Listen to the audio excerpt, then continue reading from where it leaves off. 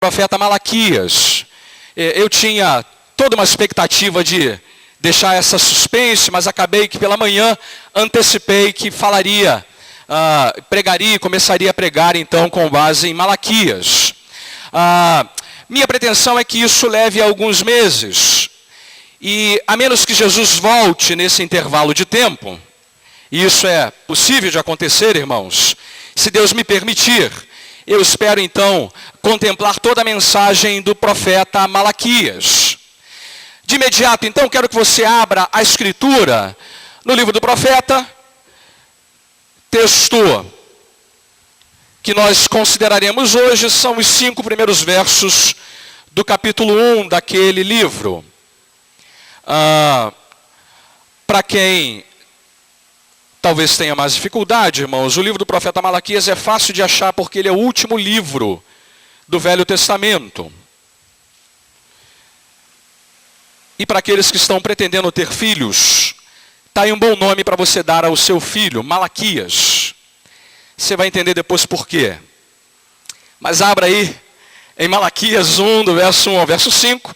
Vou permitir que os irmãos permaneçam sentados mesmo como vocês estão e acompanhem comigo a leitura da passagem. Diz assim o texto da palavra do Senhor. Sentença pronunciada pelo Senhor contra Israel, por intermédio de Malaquias. Eu vos tenho amado, diz o Senhor, mas vós dizeis, em que nos tem amado? Não foi Esaú, irmão de Jacó, disse o Senhor. Todavia amei a Jacó, porém aborreci a Esaú. E fiz dos seus montes uma assolação, e dei a sua herança aos chacais do deserto. Se Edom diz, fomos destruídos, porém, tornaremos a edificar as ruínas. Então, diz o Senhor dos Exércitos, eles edificarão, mas eu destruirei. E Edom será chamado terra de perversidade, e povo contra quem o Senhor está irado para sempre. Os vossos olhos o verão, e vós direis, grande é o Senhor também, fora dos limites de Israel. Até aqui, irmãos, a leitura da palavra do Senhor. Não feche o texto, deixa ele aberto e acompanhe comigo a exposição que nós faremos dessa passagem. Livro do profeta Malaquias trata basicamente do culto a Deus. Malaquias profetizou há 430 anos antes de Cristo. Então a gente está lendo um texto que tem pelo menos 2.400 anos de história. Tempo do profeta, o tempo em que Malaquias profetiza, é um tempo muito interessante, muito especial e importante na vida da nação de Israel. E deixa eu gastar aqui algum tempo dando para você esse pano de fundo histórico, para entendermos a mensagem do livro e sermos capazes de trazê-la ao nosso contexto. O povo tinha sido liberto do cativeiro babilônico, e eles estão de volta na terra prometida. Eles vêm de lá sob a direção de Neemias e Esdras. Juntamente com Malaquias, 2 outros profetas estão profetizando no mesmo tempo, Zacarias e Ageu. O povo já havia reconstruído o santuário, o templo de Jerusalém. Eles estão de novo ocupando a terra prometida. E há no povo uma esperança, uma expectativa de que as promessas ditas pelos profetas se concretizassem. As promessas que os profetas haviam feito é que depois que eles voltassem do cativeiro babilônico, por exemplo, Jeremias fala muito disso, depois dos 70 anos do cativeiro, eles voltariam para a terra e experimentariam um tempo de paz, de prosperidade, de bênção, um tempo muito favorável ao povo, um tempo muito agradável para a nação de Israel. O problema é que o tempo passou, o tempo correu, e as coisas não se deram exatamente como o povo esperava.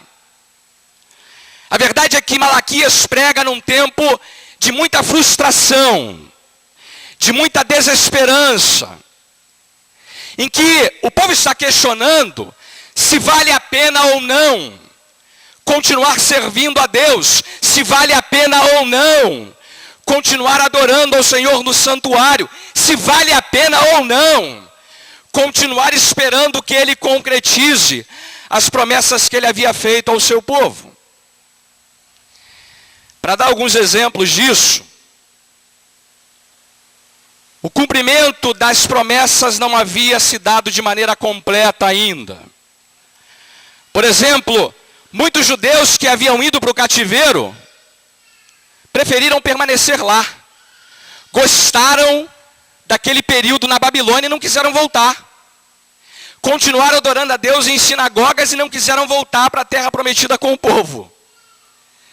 É verdade que o santuário havia sido reconstruído, o templo de Jerusalém havia sido reconstruído, mas entretanto, o culto havia sido restaurado em parte. Nós veremos depois do livro que os sacerdotes estavam oferecendo ovelha manca, cordeiro cego. Havia muita corrupção, muita ignorância, havia adultério e o estado moral da nação era muito ruim. A vida financeira não era diferente. O povo estava dominado pelos persas. Haviam saído do domínio dos babilônicos e agora estão sob o domínio dos persas. E eles, portanto, tinham que pagar impostos pesados. Haviam governadores que os tratavam de maneira sórdida e cruel. Como se não bastasse, o povo vivia em conflitos com os povos inimigos, especialmente com os edomitas, descendentes de Esaú. É nesse tempo de espera, em que o povo está disperso, em que a vida é dura, em que a pergunta é, vale a pena continuar adorando a Deus? E quando essa adoração acontecia, era sempre daquilo que sobrava, que surge o profeta Malaquias. O nome Malaquias significa meu mensageiro. E é uma longa discussão na história se esse é o nome do profeta ou se é o título que ele carregou sobre si. Eu prefiro acreditar que esse é o nome do profeta e ele é um homem chamado Malaquias, meu mensageiro. Nós sabemos quase nada sobre a vida desse profeta. Ao contrário de outros profetas do Velho Testamento, nós não sabemos sobre o nome dos pais desse profeta, a origem dele, o que ele fazia antes de ser profeta. Por exemplo, você sabe que Amós era boiadeiro antes de ser profeta. Malaquias a gente não sabe o que ele fazia, não sabe de onde ele veio. Tem gente que diz que ele era um sacerdote que vinha da região de Zebulon e por isso ele tinha uma preocupação muito grande com o sacerdócio do templo. O fato é que nós sabemos quase nada sobre a vida de Malaquias. O que sabemos é que a mensagem dele tinha e tem alguns pontos muito claros que eu quero enumerar aqui brevemente para os irmãos. Primeiro, Malaquias faz uma denúncia contra a atitude do povo e condena essa atitude. Segundo, ele desafia o povo a ser fiel mesmo quando as coisas estão estagnadas. Ele desafia o povo a servir a Deus mesmo quando parece que não faz a menor diferença servi-lo ou não. E a terceira característica é que ele fala também de esperança. A esperança de que Deus, no tempo certo, cumpriria suas promessas, de que o povo deveria sim servi-lo de maneira digna, como ele é digno de ser servido, durante o tempo de espera. Quanto tempo Malaquias profetizou, a gente também não sabe. Mas tem uma coisa muito curiosa sobre a maneira como o povo reagia à pregação do profeta. Isso torna inclusive o livro de Malaquias um livro diferente dos outros livros proféticos do Velho Testamento. Porque à medida que o profeta pregava ao povo, à medida que ele anunciava a sentença de Deus contra Israel, o povo reagia à mensagem proferida pelo profeta. O povo não só reagia, como reclamava e confrontava o profeta quanto às demandas que ele apresentava ao povo. É curioso, irmãos, que o que a gente tem no livro do profeta é uma espécie de diálogo entre ele e o povo. À medida que ele apresentava a sentença, o povo respondia, então em seguida Deus dava a resposta à reclamação, à desculpa, ao problema, à reação dada pelo povo. O que a gente não tem no livro todo são 6 desses diálogos. E eu espero ir avançando diálogo por diálogo. Então o livro todo está dividido em 6 diálogos entre o profeta, que fala em nome de Deus, e o povo. Primeiro o profeta faz a sentença, o povo reage à sentença e Deus dá uma resposta a essa sentença. Dá um exemplo. O profeta falava, Deus ama vocês. E o povo dizia, em que Deus nos tem amado? E o povo ouvia da boca do profeta a resposta do Senhor. O profeta dizia, Deus está se cansando da adoração de vocês. O povo respondia a essa sentença, e Deus então dava uma resposta pela boca do profeta. Talvez o texto mais conhecido do profeta Malaquias seja aquele em que Deus diz, vocês estão me roubando. E aí o povo diz, em que a gente está roubando o Senhor? E o profeta diz, vocês estão me roubando nos dízimos e nas ofertas. Então o que a gente vai ver é que ao longo do livro, o profeta está respondendo essas provocações que o povo dá a ele depois da sua sentença. O que eu espero, irmãos, é que a gente ao longo da exposição desse livro aprenda a servir e a cultuar a Deus mesmo em tempos de crise e desesperança. Mesmo quando pareça para muitos de nós que não faz a menor diferença adorá-lo, eu quero fazer coro ao profeta Malaquias e dizer-lhes, faz diferença sim. Então hoje nós vamos olhar essa primeira sentença do profeta, que lemos do verso 1 até o verso de número 5. Agora sim você olhará o texto e acompanhará comigo a exposição dele. Sentença pronunciada pelo Senhor contra Israel, por intermédio de Malaquias. Primeira palavrinha que está aí no seu texto, sentença. Palavra muito importante que define a mensagem dos profetas. Uma outra tradução traz a palavra peso, não é? Tem uma tradução que traz a palavra peso. A ideia é essa mesmo. Sentença aqui, e a gente lembra dessa palavra do vocabulário do judiciário, não é? Sentença condenatória, não é? É um pouco esse elemento aqui, mas a palavra no original é a ideia de peso. O profeta tem uma palavra pesada da parte de Deus. Vamos perder um tempo aqui pensando nessa expressão, sentença. É uma expressão que fala da mensagem do profeta e usa a ideia que a gente deve ter sobre o que ele está tratando com o povo de Deus. Por que é uma palavra pesada? Primeiro porque os profetas não eram populares. O que eles diziam não era popular e agradável ao povo. É bom lembrar que os profetas eram sempre levantados por Deus, depois do rei ter falhado, depois do sacerdote ter falhado, aí vinha o profeta. E cabia a ele ter uma sentença. Portanto, tem a ver com essa falta de popularidade. Mas tem uma outra coisa aqui envolvida. Esse era um peso para o próprio profeta.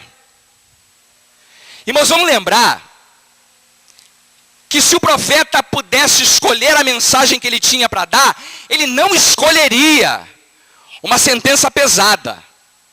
Primeiro porque esse era um peso para o próprio coração do profeta. Você lembra o que Moisés disse para Deus? Senhor, olha, é melhor não ir não, bota um outro no meu lugar porque eu não falo direito. Você lembra o profeta Jeremias? Senhor, eu sou um jovem menino que não sei o que dizer. O que os homens estão dizendo é que para eles era pesado o fardo de assumir essa posição. Porque eles sabiam, irmãos, que ao assumir uma sentença da parte do Senhor, eles também estavam colocando as suas próprias vidas em risco. Você lembra que, não poucas vezes no Velho Testamento, tentavam matar os profetas de Deus. Você acha que profeta de Deus no Velho Testamento era bem visto? Não era. Colocaram Jeremias numa cova. Tentaram apedrejar inúmeras vezes o Senhor Jesus Cristo. Eles sabiam que ao assumir essa sentença, corriam de fato o risco de vida. Mas por fim, irmãos, a sentença significa dizer que era uma coisa que não era gostosa de ouvir. É um peso pronunciado pelo Senhor. Está aqui o elemento que a gente tem que considerar sobre a mensagem de Malaquias e dos profetas do Velho Testamento. O que eles anunciam não é da parte deles, é da parte do Senhor. E mesmo que nós não saibamos nada sobre a vida do profeta Malaquias, o que nos interessa é que o que ele diz em nome do Senhor. Nós cremos que Deus fala conosco através da sua palavra. E ele usou homens, profetas, para revelar sentenças, revelar peso, e diz o texto, contra Israel. Preste atenção nisso, irmãos. Sentença pronunciada pelo Senhor contra Israel. A gente pode pensar assim, mas pastor, não deveria ser contra os ímpios? É verdade, de vez em quando Deus dá sentenças da boca do profeta contra ímpios. Mas nós estamos redondamente enganados se imaginamos que Deus não tem sentenças pronunciadas contra o seu próprio povo. O que temos nessa passagem, irmãos, é Deus enchendo a boca do seu profeta contra o seu próprio povo. E olha, vamos lembrar de uma coisa aqui, irmãos. O profeta era o primeiro recurso usado por Deus contra o seu povo. Quando o povo não ouvia o profeta, aí Deus, em algumas situações, levou o seu povo para um cativeiro. Em outras situações, destruiu e fez inimigos saquearem a nação de Israel. Em outras ocasiões, levou o povo a experimentar pestes, doenças, morte e perseguição. O que eu estou dizendo é o seguinte: o profeta tem uma sentença contra o povo de Deus. E ele espera de verdade que o seu povo ouça isso aqui e reconsidere os seus caminhos. Ele espera de verdade que o povo ouça com atenção o que Deus tem para dizer a eles, através da boca do profeta. Por intermédio, então, de Malaquias. E a gente já foi apresentado ao profeta Malaquias. Então lembre, o profeta foi levantado por Deus para ter uma sentença pronunciada contra Israel, que vivia aquela situação histórica, da parte do Senhor. E aí a sentença do profeta começa com uma declaração de amor. É uma sentença pesada, mas que começa com uma declaração de amor. Veja aí o verso 2. O que o profeta tem para dizer para o povo de Deus nesse primeiro momento aqui? Ele diz: eu vos tenho amado, diz o Senhor. Então o profeta aparece primeiro dizendo para o povo: olha, Deus tem amado vocês. E vamos entender que esse amor aqui, irmãos, não se trata daquele amor geral, de um amor que Deus revela para todos os seres humanos de maneira indiscriminada. Não é essa a ideia aqui que Malaquias quer que o povo entenda. Aqui o amor que Malaquias se refere é o amor da aliança que Deus tem com o seu povo. O amor que fazia o povo se lembrar, ou deveria fazê-lo se lembrar, de que Deus escolheu Israel antes da fundação do mundo. Que Deus agiu através de Abraão, de Jacó, das promessas, da lei, do templo. Que Deus deu a esse povo a esperança do Messias. É a história de amor de Deus pelo povo de Israel. Você não pode ler o Velho Testamento sem se perceber disso. O que a gente tem no Velho Testamento inteiro é Deus amando o seu povo. E buscando o seu povo, e produzindo o bem do seu povo, e promovendo o bem do seu povo. Ele está o tempo todo amando o seu povo. Isso era especialmente importante no tempo em que Malaquias vivia. O povo está sem esperança, o povo está disperso, o povo está frustrado. E mesmo que não pareça naquele momento que Deus os ama, mesmo que não pareça tão óbvio que Deus está amando o seu povo, Ele continua lembrando por intermédio de Malaquias que Ele os ama. Eu vos tenho amado, diz o Senhor. Eu tenho amado vocês, diz o Senhor. E como é que o povo responde a essa sentença de amor pronunciada pelo profeta? Veja aí o que o povo faz, irmãos. Mas vós dizeis, verso 2, em que nos tem amado? Você entendeu o que está acontecendo aqui, irmão? Malaquias está dizendo para o povo assim: eu amo vocês, diz o Senhor. Aí o povo se vira e diz assim: no que o Senhor tem amado a gente? Eu não consigo ler esse texto sem perceber o cinismo do povo aqui. A deslealdade, a ingratidão e a cara cínica com que o povo diz isso para Deus.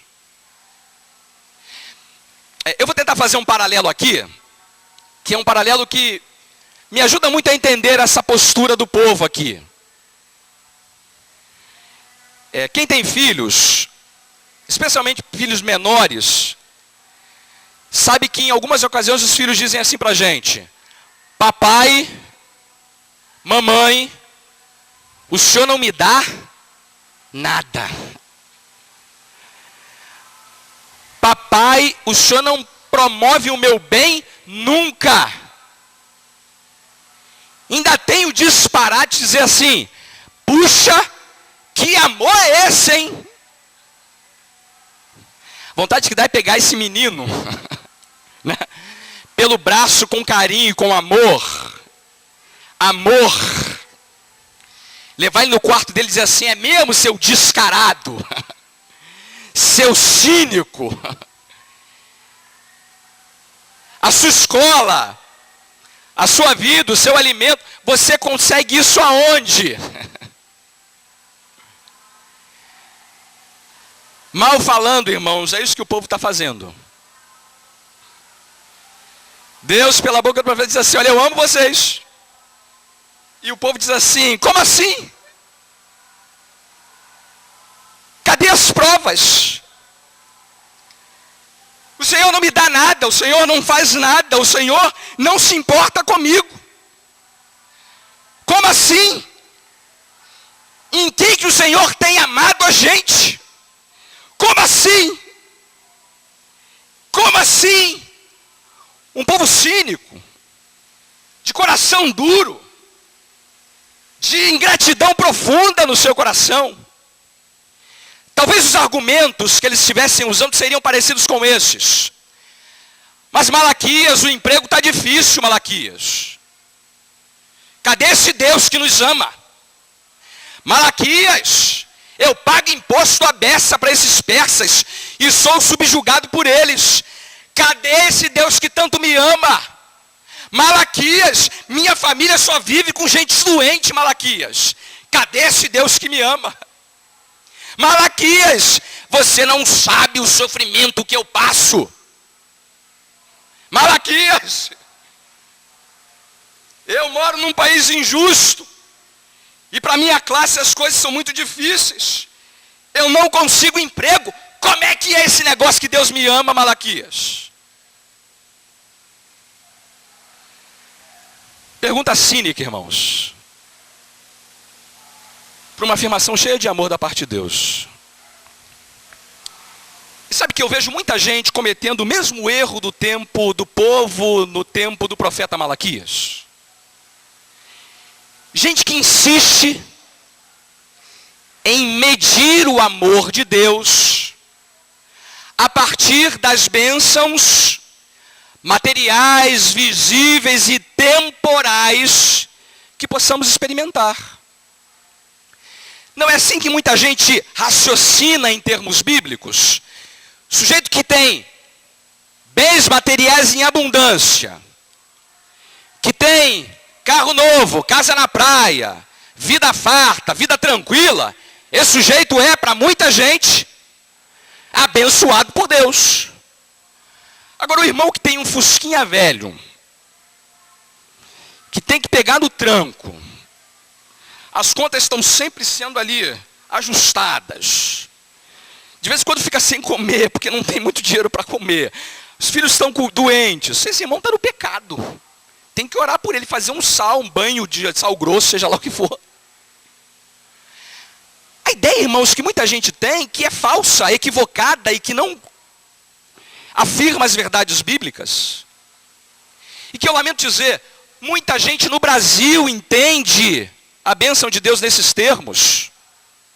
Muitas igrejas neopentecostais apregoam essa pseudo-verdade que nada tem com o evangelho.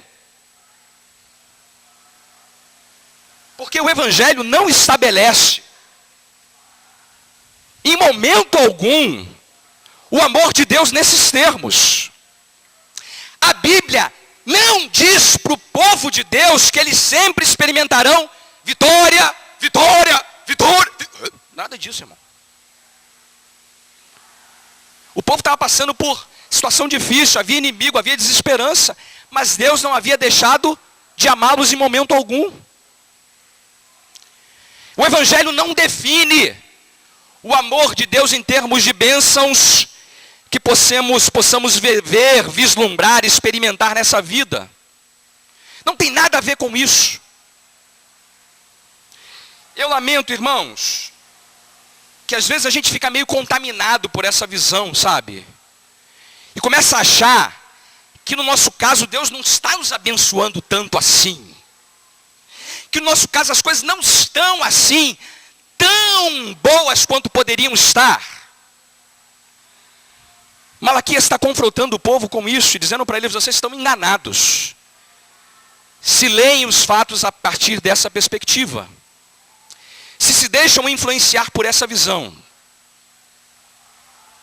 A bênção do Evangelho, a bênção do amor de Deus não se pode medir por nenhuma dessas coisas. Esses são critérios errados, equivocados, enganosos. Dar ou não bênçãos materiais é algo que tem a ver com a soberania de Deus e é um bônus que Ele dá para alguns e não dá para outros. Então como é que a gente mede o amor de Deus? Porque depois da provocação do profeta, ele responde. Deus responde à provocação do povo. E ele faz duas coisas pela nação de Israel no tempo do profeta. Dá a eles dois motivos que manifestam o amor de Deus pelo seu povo. Duas provas desse amor que eu quero que você guarde para sempre na sua vida a partir dessa noite. Deus não nos ama pelo tamanho, pela quantidade de bênçãos materiais que possamos experimentar. Como é que Deus prova o seu amor para conosco? À luz do profeta Malaquias, primeira delas, Deus prova o amor dele pelo seu povo, por ter escolhido soberanamente Israel para ser o seu povo. É dito isso aí, nos versos 2 e 3, a parte final do verso 2 e a parte inicial do verso 3. É dito assim: não foi Esaú irmão de Jacó? Disse o Senhor: todavia, amei a Jacó, porém aborreci a Esaú. A palavra aborreci aí pode ser também traduzida por odiei. Como é que o profeta dá prova do amor de Deus pelo povo de Deus? Lembra a história de Esaú e Jacó? Você sabe quem foram esses dois irmãos? Esaú e Jacó. Inclusive a palavra Jacó significa suplantador. Porque a vida de Jacó, em boa parte dela, foi tentar passar a perna em Esaú. E Esaú significa vermelho ou ruivo, porque ele era cheio de pelos ruivos, parecido com o pastor que vos fala. Tem nada a ver comigo. Mas Esaú era ruivinho. E os descendentes dele se chamam edomitas. Descendentes de Esaú são os edomitas, que também são os vermelhos, os ruivos. Malaquias lembra dessa história. Dois irmãos, gêmeos, nascidos no mesmo ventre, filhos de Isaque e de Rebeca. Curioso que você vai ler lá em Gênesis, e Jacó nasce com a mão agarrada ao calcanhar de Esaú. E Deus declara pela boca do profeta: eles não eram irmãos, não haviam nem nascido, não haviam feito nem bem nem mal, e eu amei Jacó e odiei Esaú.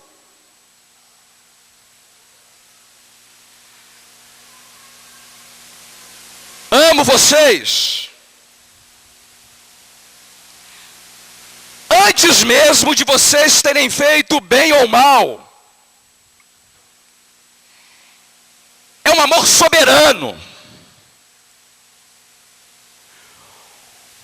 Um amor que me fez fazer com vocês o pacto da aliança.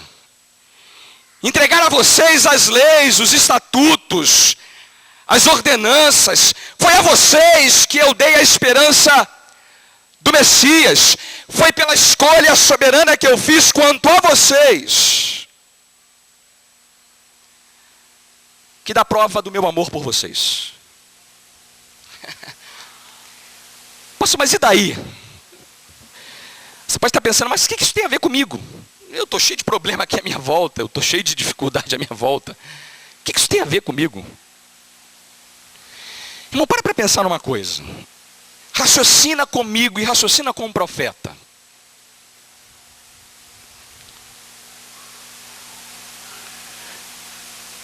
O que mais a gente necessita ter certeza e garantia nessa vida?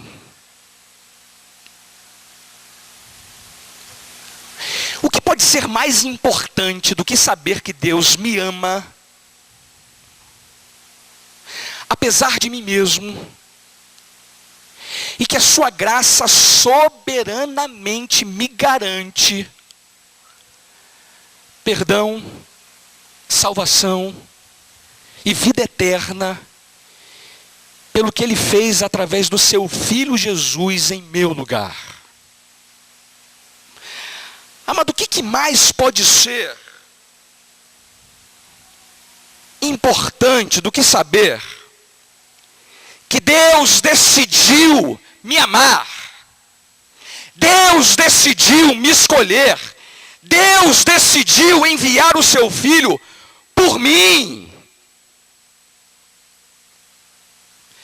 que Deus me guarda de uma maneira indescritível, para que eu experimente na eternidade a glória eterna que Ele tem reservada para os seus, para o seu povo. Eu sei que Deus não me ama porque eu mereço, irmão. Eu não mereço.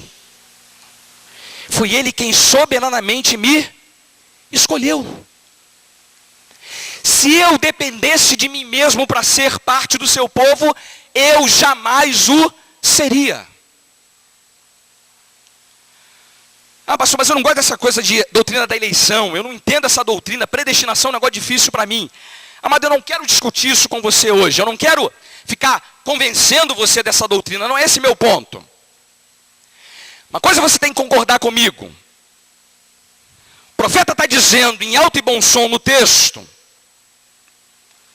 que Deus prova o seu amor pelo seu povo, lembrando ao seu povo que eles só são povo de Deus porque foram escolhidos soberanamente.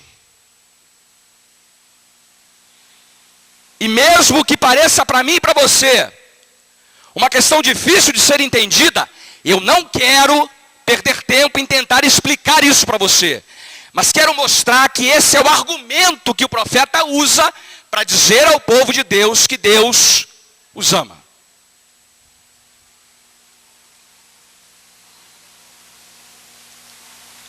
Segundo ponto,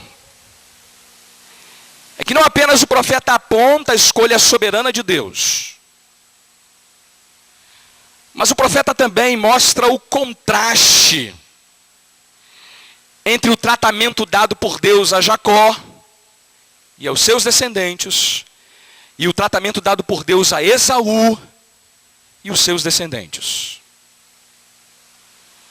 Olha o que é dito a partir do verso 3, a parte inicial. Repito a fase final do verso 2. Disse o Senhor: todavia amei a Jacó, porém aborreci a Esaú. E o texto completa: e fiz dos seus montes uma assolação, e dei a sua herança aos chacais do deserto. Vamos parar aqui. Primeiro, a terra de Esaú era, no tempo do profeta, uma assolação. Assolação aqui é a ideia de um lugar completamente devastado, destruído. O profeta está fazendo menção, possivelmente, a uma invasão que os edomitas haviam experimentado de um povo inimigo que foi até lá e acabou com a terra dos edomitas. E veja, não apenas a terra havia sido alcançada pelo ódio, pelo aborrecimento de Deus, a herança deles também seriam lançadas aos chacais do deserto. E o profeta completa no verso 4 uma coisa que é ainda mais surpreendente. Se Edom diz: fomos destruídos, porém tornaremos a edificar as ruínas, então diz o Senhor dos Exércitos: eles edificarão, mas eu destruirei.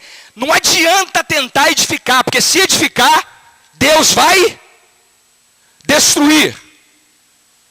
Não adianta tentar burlar o ódio que eu tenho contra esse povo. Eles constroem e eu vou lá e destruo. Eles edificarão, mas eu destruirei.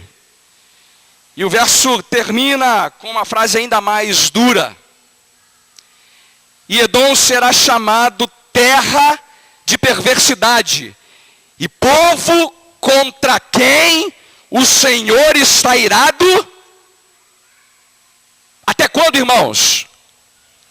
Fala alto isso. Para sempre.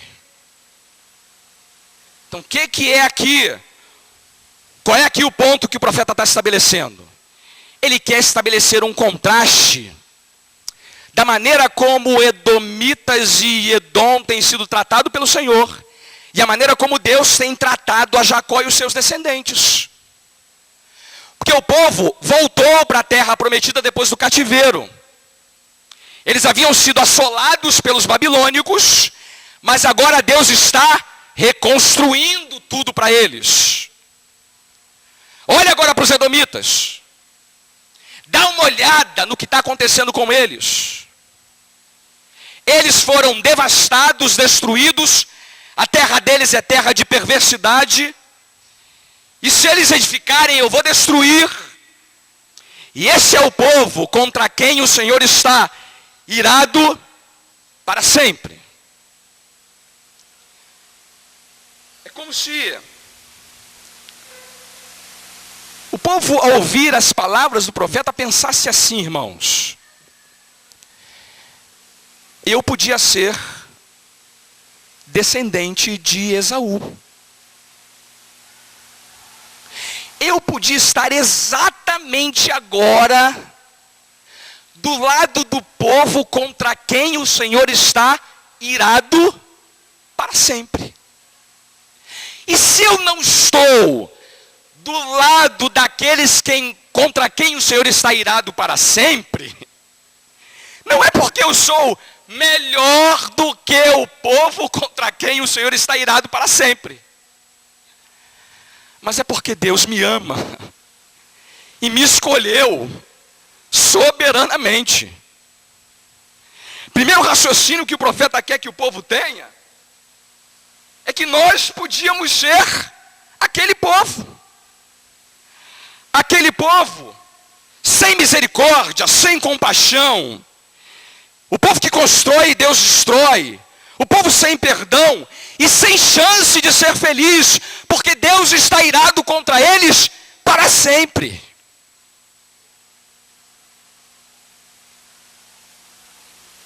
Volta a pergunta: em que Deus nos tem amado? Dizia o povo. Olhem para a história de vocês.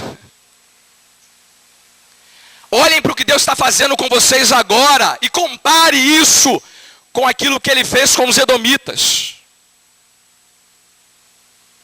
Para raciocinar um pouco. Onde é que você poderia estar agora se Ele não tivesse soberanamente escolhido você para ser parte do povo dele?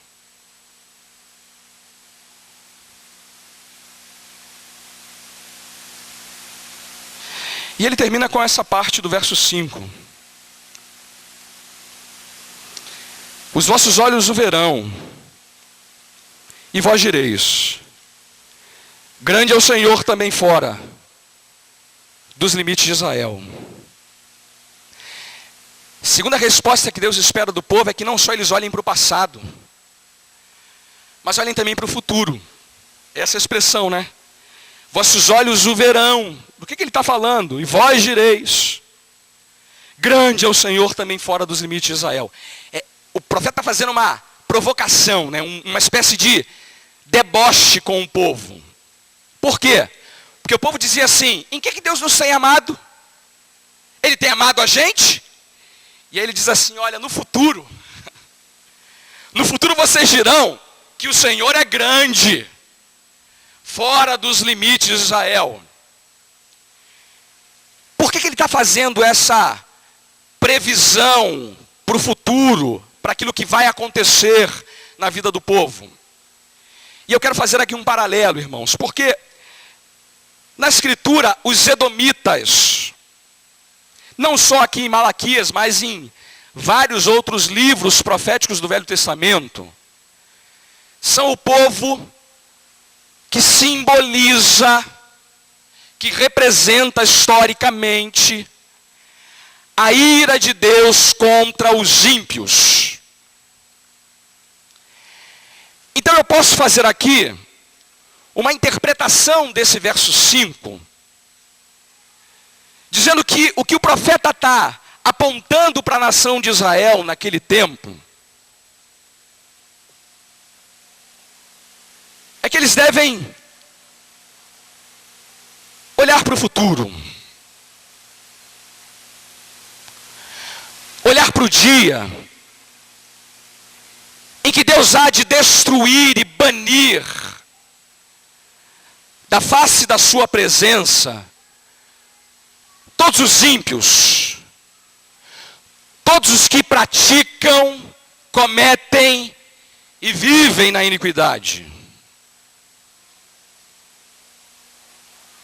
O dia em que Deus derramará a sua ira contra o povo para quem o Senhor está irado para sempre. Nesse dia, irmãos, nós diremos, grande é o Senhor. Grande é o Senhor que me ama. Porque sei que foi Ele que me escolheu, sei que foi Ele quem me separou para ser dele. Grande é o Senhor. Porque os meus pecados foram castigados em Cristo. Me livraram da ira. Grande é o Senhor pelo seu amor. Porque não faço parte do povo contra quem Deus está irado para sempre. E mesmo que agora eu esteja atravessando aflições, dificuldades, problemas, sem emprego, com enfermidade, eu sei que Ele me ama. Eu sei que Ele me ama. Tendo feito a exposição do texto, eu quero fazer duas aplicações dele para nós. E termino com isso. Essa é uma noite para celebrar ceia, irmãos. E você vê que há evangelho no Velho Testamento, há evangelho na boca dos profetas. Primeira reação que eu espero que esse texto provoque em nós é que a gente medite no grande amor de Deus pela gente, irmãos. Eu penso que o que o profeta quer que o povo faça no seu tempo, e o que eu espero que nós façamos no nosso, é que a gente reaja com amor a esse Deus que tanto nos ama, irmãos. Que ao pensar e refletir no fato de que Ele não poupou o seu próprio Filho, antes o entregou por nós, quando ainda éramos inimigos, como lemos essa noite, quando ainda éramos pecadores, quando ainda não nos importávamos com Ele, quando ainda não éramos sequer compreendedores da verdade que Ele tinha a revelar a nós.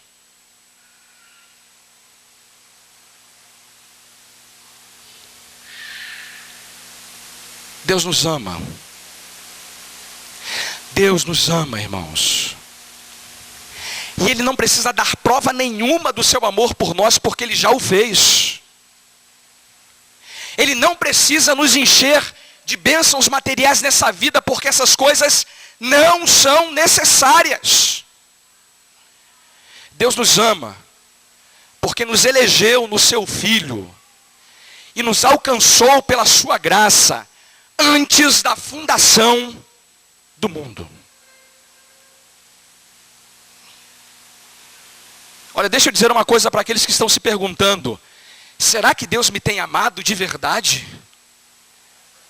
Aqueles que estão, como o povo do tempo do profeta, questionando o amor de Deus, como o povo fez, a esses eu exorto, em nome do Senhor, tenha uma nova perspectiva desse amor.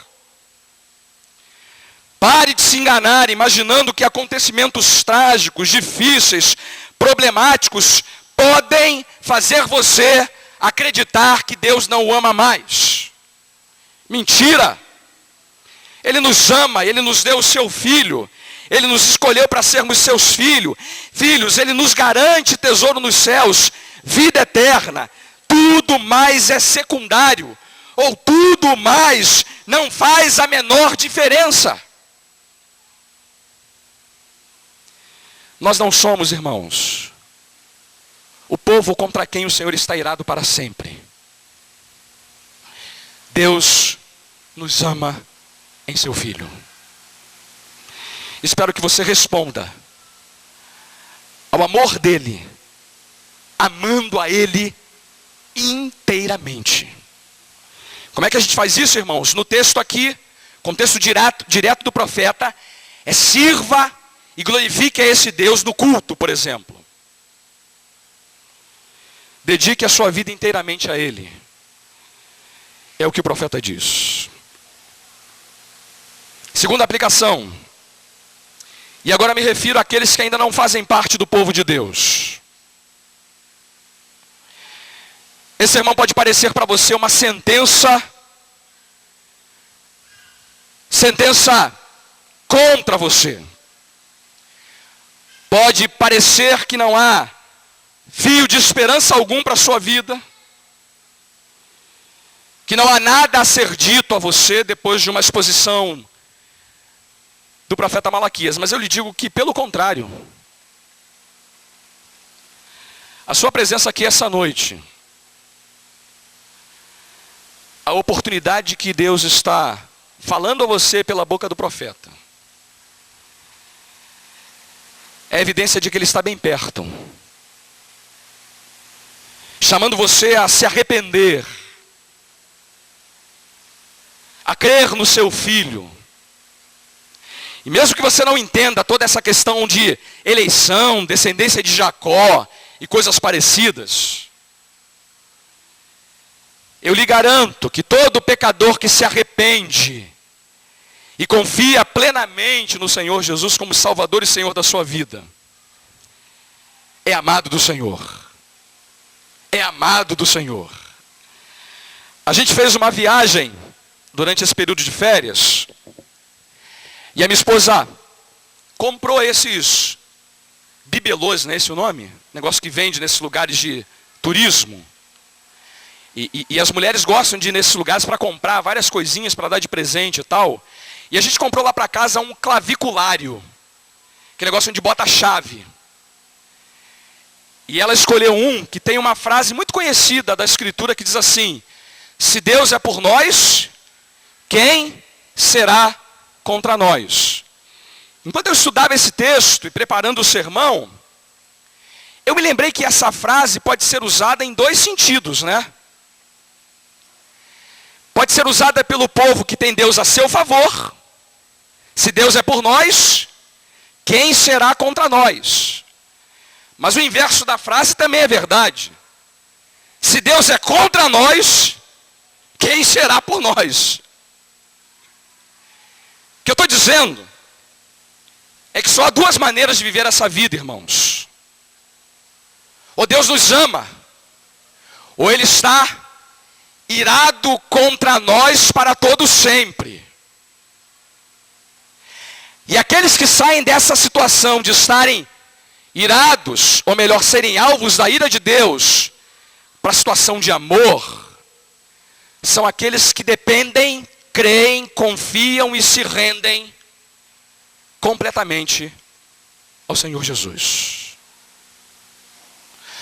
Amado, eu quero garantir àqueles que já creem em Cristo, que Deus é por você. Mas se você ainda não crê no Senhor Jesus, eu não posso esconder de você esse fato. Deus está contra você. E a única maneira de estar a favor dele é se lançando aos seus próprios cuidados. Não é fugindo dele. É tendo a sua vida coberta pelo sacrifício, pela vida e pela morte do Senhor Jesus. Amados, que Deus, de fato, aplique essa verdade ao nosso coração nessa noite. Amém, irmãos? Quero convidar a todos